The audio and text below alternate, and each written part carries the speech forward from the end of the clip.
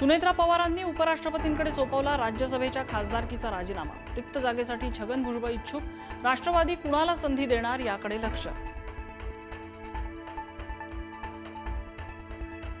मुख्यमंत्री फडणवीस रामनाथ कोविंद आणि नाशिक दौऱ्यावरती। काळाराम मंदिरात 21 फुटी धर्मस्तंभावरती 11x5 फूट धर्मध्वज फडकावला। रामकुंडावरती संध्याकाळी मुख्यमंत्र्यांच्या हस्ते गोदा आरती।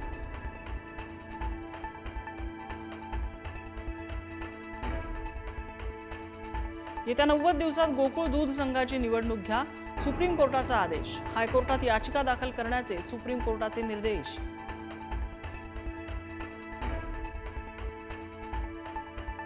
थलपती विजय उद्या 10 वाजता घेणार मुख्यमंत्रीपदाची शपथ। राज्यपालांना भेटून केला सत्ता स्थापनेचा दावा।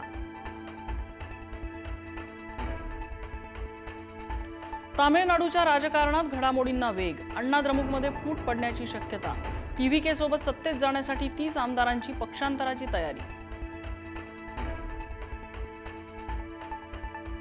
पश्चिम बंगालचे पर्यवेक्षक अमित शहा 8 मे रोजी कोलकाता दौऱ्यावर। सुवेंदू अधिकारी विधिमंडळ गटनेता बनणार की भाजप धक्कातंत्र वापरणार याकडे सगळ्यांचं लक्ष।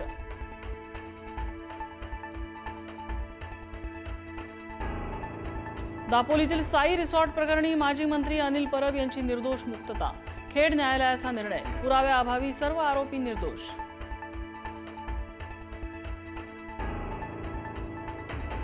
पुण्यात 9 वर्षीय मुलीवर आजोबाकडून अत्याचाराचा प्रयत्न। पर्वती भागातल्या नागरिकांच्या सतर्कतेमुळे घटना टळली। आरोपी आजोबाला अटक, पोक्सो अंतर्गत गुन्हा दाखल। पुण्याच्या नसरापूर अत्याचार घटनेतील नराधमाची लैंगिक सक्षमता चाचणी पॉझिटिव्ह। ससून रुग्णालयाकडून भीमा कांबळेची तपासणी। न्यायवैद्यक अहवाल पोलिसांकडे सुपूर्द।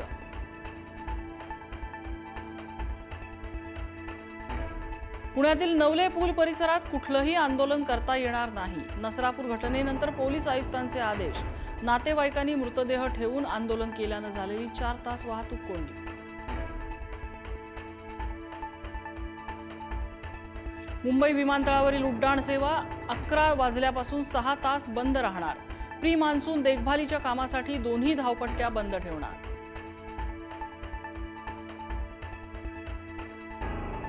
जळगावच्या सराफ बाजारात सोनं चांदीच्या दरात वाढ। सोनं तोळ्यामागे 2200 तर चांदी किलो मागे 5000 रुपयांनी महागली। शिकूया AI ची क्रांती, चला करूया MSCIT।